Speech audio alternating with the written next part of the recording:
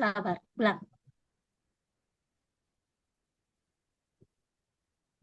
Selamat siang, Pak Victor. Selamat siang, Selamat Pak siang Victor. Ibu Apa Ferni. kabar? Puji Tuhan, kabar saya Baik, baik Pak. Ibu Ferni. Ya, baik juga. Oke, jadi baik, Pak. Saya dengar, Pak, sebentar ada jadwal coaching. Itu di mana dan dengan siapa, Pak? Bisa Rencana ini supaya. saya jadwal coachingnya itu dengan Ibu Rosa Ibu Ferni. Oke, baik. Jadi mungkin Pak bisa mengatakan sedikit persiapan Pak sebelum coaching itu sudah dipersiapkan apa-apa saja supaya lebih Yang, self confidence. yang pertama itu terkait dengan proses penilaian Ibu ya. Proses penilaian, Ya. saya sudah persiapkan rubriknya untuk penilaiannya Mm-mm. nanti dan seterusnya ya Bu. Lalu yang pertama saya terapkan yang namanya alur tirta untuk saya bisa sampaikan di dalam proses pertanyaan-pertanyaan sehingga nantinya coach saya itu betul-betul biasa dia bisa menemukan sendiri solusi Ya. di balik persoalan-persoalan yang memang dihadapi begitu Ibu. Oke. Jadi nanti sebentar itu yang perlu dikembangkan itu area yang mana? Areanya yang pertama itu Semuanya ya di atau? semua saya rencana semua untuk penerapan alur tirtanya tadi. Oke, tolong Pak persiapkan diri baik-baik supaya nanti sebentar semua berjalan. Terima Oke. kasih Ibu Ferni.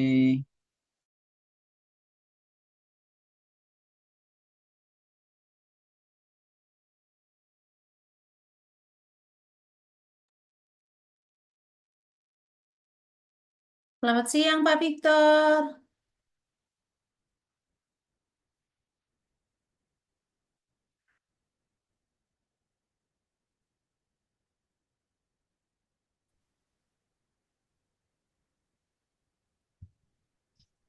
Yang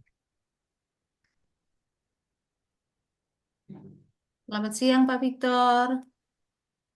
Selamat siang Ibu Rosa, bagaimana kabar ini? Kabar saya baik Pak Victor. Ya, apa Apa? yang saya bisa bantu Ibu Rosa? Baik, baik Pak Victor. Bisa kaget-kaget muncul di sini? Ada persoalan kah? Kok ada apa ini? Aduh Pak Victor, betul sekali. Saya hari ini lagi galau dengan Galaunya di mana Ibu Rosa? Coba baik. ceritakan dulu Galau berkaitan dengan proses, situasi dan kondisinya. iya, berkaitan dengan proses pembelajaran yang saya alami di sekolah Pak. Hmm. Persoalannya itu yang dialami di sekolah ya? Iya, Sekolah di mana kalau boleh tahu sekolahnya Ibu di mana? saya di SDN Agowe, tepatnya di Kecamatan Soa, Kabupaten Ngada, Pak. Oh, di Flores sana ya Ibu ya, luar biasa. Oke, oke Iya. Bu. Oke. Kalau Pak Victor, Eh, Kalau saya di Rote, Ibu, jauh ya di iya. Rote. Oke, Ibu, hmm, topiknya tadi apa ini? Yang Ibu mau rencana ceritakan ini? Baik, Pak. Berkaitan Topik, dengan ini topik yang saya akan berbagi pada kesempatan ini, Pak, berkaitan dengan proses pembelajaran berdiferensiasi, Pak. hmm, Iya, proses berdiferensiasi ya, Bu ya.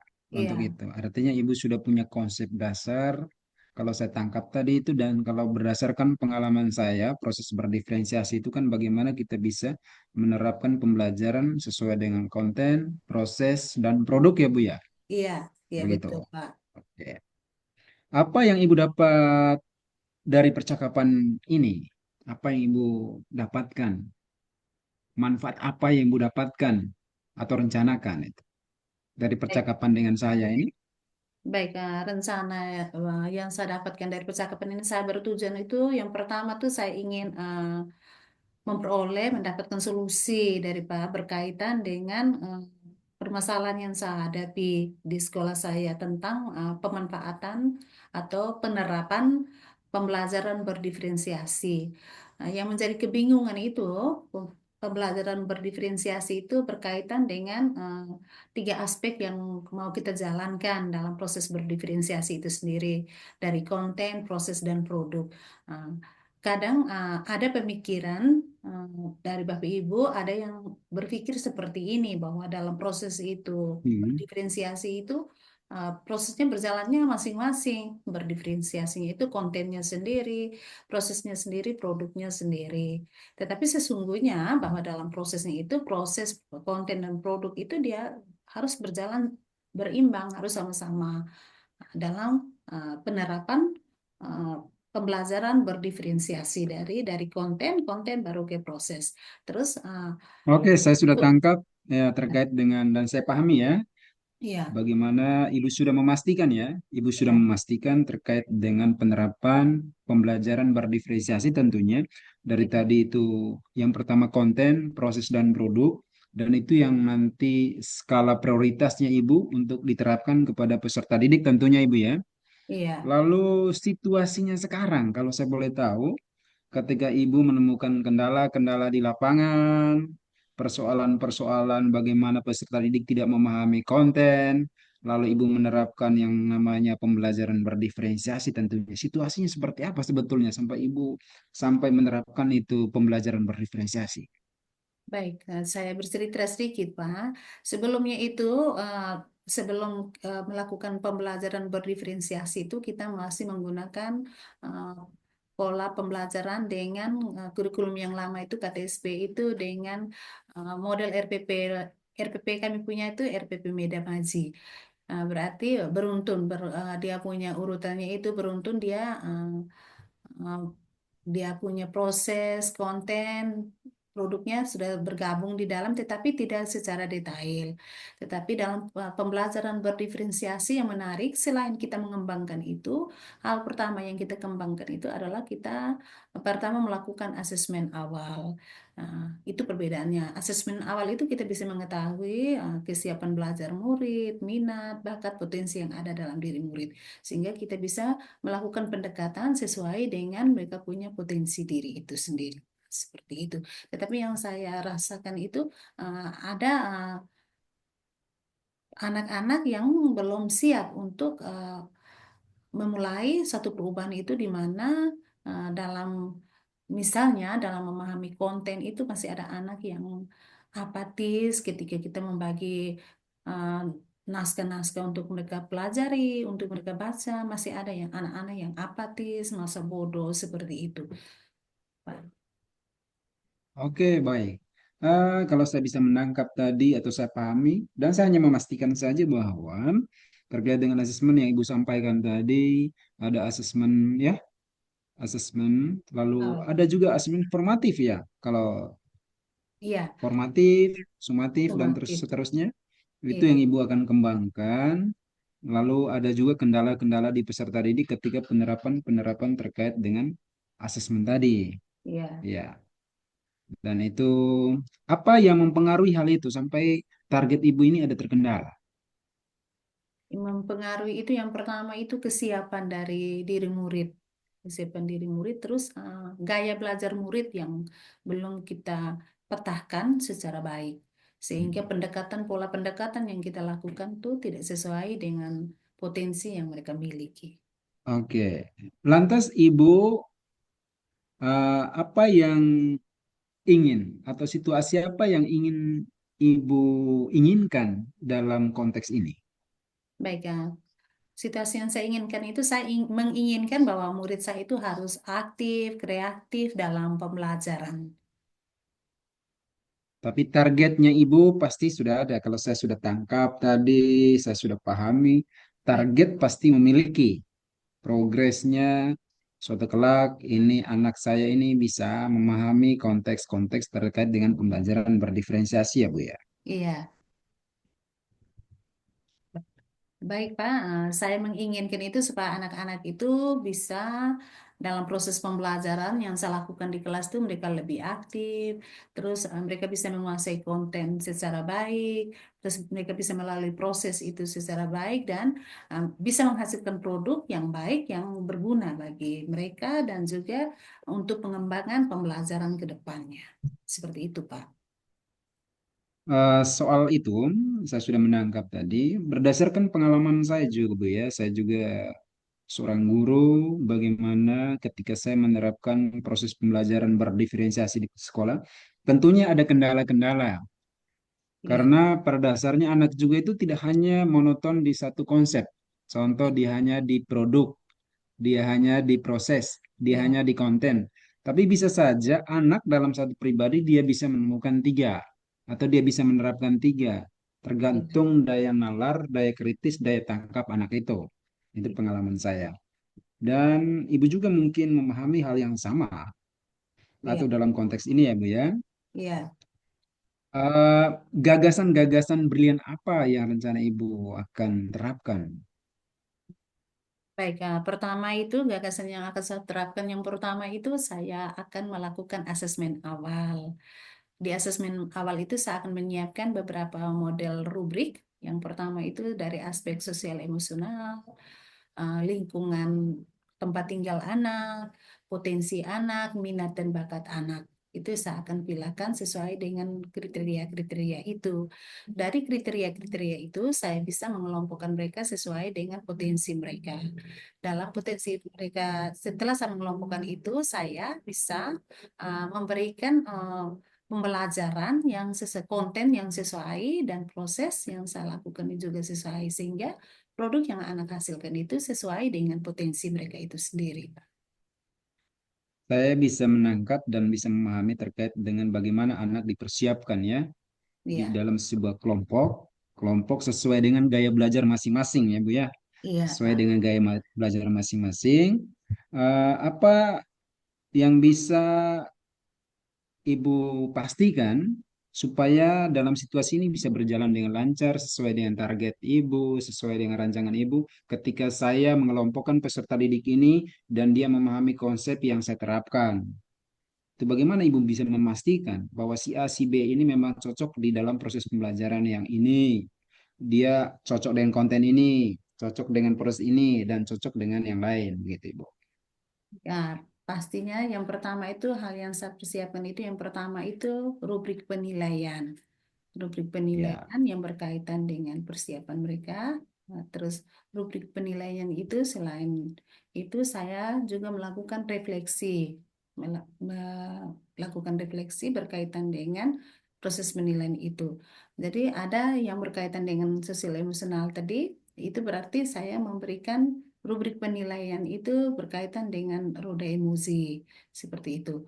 Itu saya persiapkan. Setelah itu saya dari penilaian itu dari hasil penilaian itu saya bisa mengetahui kesiapan mereka.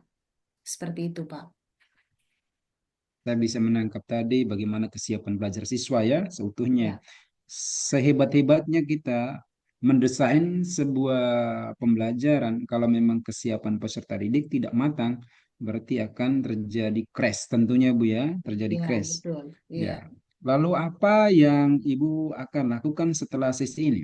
Mungkin ada alternatif-alternatif lain ketika proses pembelajaran berdiferensiasi tentunya sedikit tidak sesuai dengan harapan, tentu ada alternatif yang Ibu pilih ya.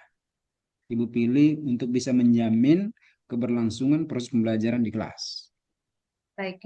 Kalau misalnya Pak proses pembelajaran berdiferensiasi ini dalam kaitan dengan pengelompokan murid sesuai dengan mereka punya potensi diri tadi belum berhasil, mungkin saya akan merubah gaya mengajar saya. Mungkin saya bisa menggunakan dengan media lain. Saya pola pendekatan dengan mengelompokkan mereka, misalnya mengelompokkan anak-anak yang kelompok belajar secara visualnya sendiri, kinestetiknya sendiri, auditorinya itu sendiri seperti itu.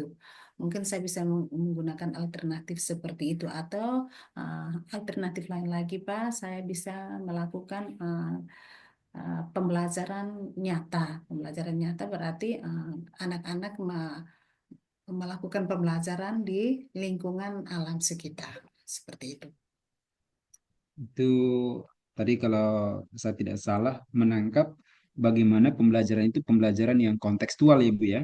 Iya, Pembelajaran kontekstual sesuai dengan kondisi keberadaan dari anak ini sehingga betul-betul mengena dan memahami terkait dengan apa yang diajarkan. ada berkesinambungan konsep dari pihak sekolah dengan lingkungan belajarnya dia, Bu ya. Iya. Oh, luar biasa. Eh, Kapan rencana Ibu lakukan eksekusi perubahan-perubahan yang ada? Lalu siapa yang ingin dilibatkan oleh Ibu supaya progres atau rancangan Ibu itu bisa berjalan sesuai dengan tataran-tataran konsep yang baku? Baik, yang pertama itu pasti saya berkolaborasi dengan kepala sekolah berkaitan dengan hal ini, pengembangan pembelajaran berdiferensiasi. Terus yang berikut, saya melakukan kolaborasi dengan Bapak Ibu guru dalam kegiatan komunitas belajar di sekolah. Kita berbagi di sana. Terus selain itu, saya juga bisa mengembangkan ini agar bisa diketahui oleh orang banyak. Mungkin saya bisa melakukan sosialisasi juga. Kapan saya akan melakukannya? Saya akan melakukannya di akhir pembelajaran di bulan Desember ini. Jadi setelah ujian mulai tanggal 9, 9, 10, 11, 12, 13, 14, tanggal paling lambat tanggal 18 itu kita sudah bisa melakukan kegiatan perubahan ini, Pak. 18 Desember. Ah, 18 Desember ya. Iya, Itu Ibu selalu menerapkan itu ya, menerapkan konsep-konsep yang Ibu sudah rancang tentunya ya. iya. Rantangan nilai menurut Ibu terkait dengan konsep itu untuk sekarang itu dari interval 1 sampai dengan 10, Ibu sudah berada di dalam posisi yang mana ini? Eh, saya sudah berada di posisi yang ke-9, Pak. Iya, ke-9 itu mengapa Ibu meyakinkan itu? Bahwa saya sudah berada di posisi ke-9, sebentar lagi 10, artinya menuju ke perfeksionis ya. Iya, oke. Mengapa Ibu meyakinkan sekali bahwa saya sudah berada di 9?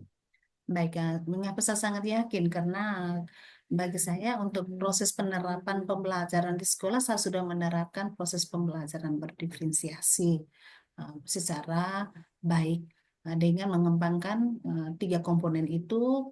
Komponen yang pertama itu konten, proses, dan produk itu sudah saya kembangkan secara baik di sekolah. Nah, sehingga hal itu menurut saya bahwa saya sudah mencapai angka 9 gitu, Pak. Terima kasih. Ibu bagaimana? Ibu menyimpulkan dari sisi dari awal, pertengahan sampai akhir ini tadi. Ibu menyimpulkan, bisa merangkum. Ya, baik. Yang saya dapat saya simpulkan dari proses diskusi kita hari ini, yang pertama itu dalam proses pembelajaran itu, uh, yang pertama itu dalam proses pembelajaran kita harus bisa memilih metode media pembelajaran yang sesuai dengan kebutuhan peserta didik.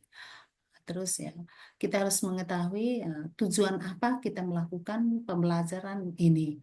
Dalam artian kita memilih pembelajaran berdiferensiasi itu tujuannya untuk murid itu seperti apa. Jadi kita harus mengetahui itu, terus setelah itu kita harus bisa mengidentifikasi semua itu. Apakah hal yang kita pilih ini, pembelajaran berdiferensiasi itu sudah menjawab segala kebutuhan-kebutuhan yang berkaitan dengan pengembangan kompetensi dalam diri murid, berkaitan dengan potensi mereka, minat, bakat, apakah semuanya sudah terakomodir di dalamnya atau tidak. Mungkin itu saja yang dapat saya simpulkan dari perjumpaan kita Baik, ini, Pak. saya rasa waktu kita tidak terasa Ibu ya. Sudah berjalan kurang lebih 15 menit kita berdiskusi. Tapi Ya, satu harapan saya, Ibu tetap semangat mendidik iya. anak bangsa. Dan terapkanlah segala macam metode yang bagus yang menurut Ibu bisa berpihak kepada peserta didik dan yakinkan peserta didik bahwa segala sesuatu yang dimulai dari hati akan kembali di hati pula. Oke, selamat siang Terima Ibu. kasih, Pak Sampai jumpa. Victor. Tuhan Yesus Oke, memberkati Ibu Rosa. terima kasih. Saya tinggalkan ruangan, Pak. Oke Ibu ya.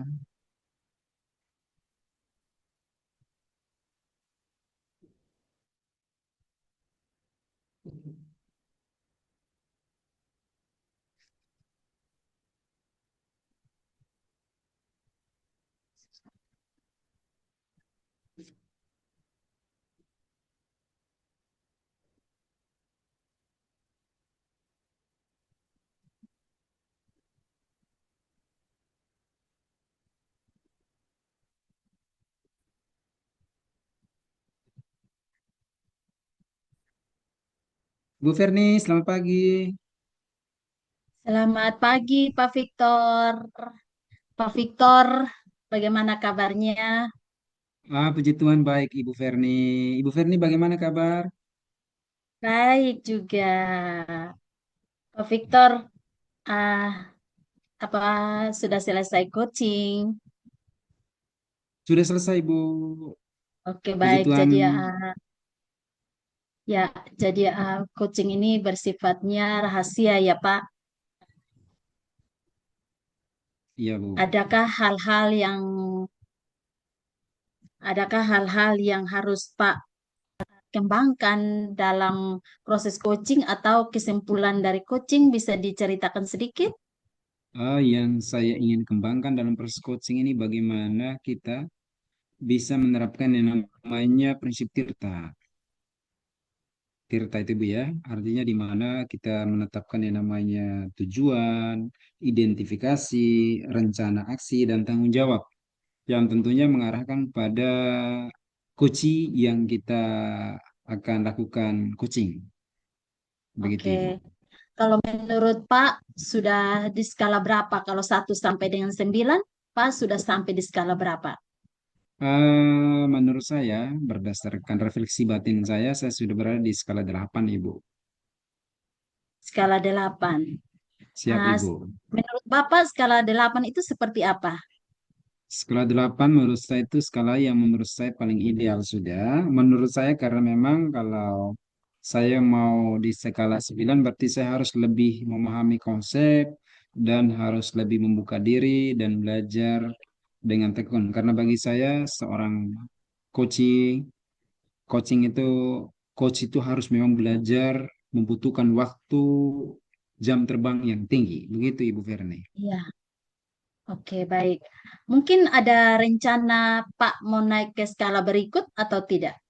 Yang pasti saya rencana mau naik ke skala yang lebih tinggi tentunya dengan cara itu tadi semakin membuka diri, belajar hal baru untuk kita masuk di level-level berikutnya, Ibu Ferni. Oke, kapan kira-kira itu Pak dia punya aksinya? Rencana untuk eksekusi level berikutnya itu dari hari Kamis, tanggal 12 Desember, Ibu. Baik, selamat berkarya, beraktivitas lagi ya Pak Victor.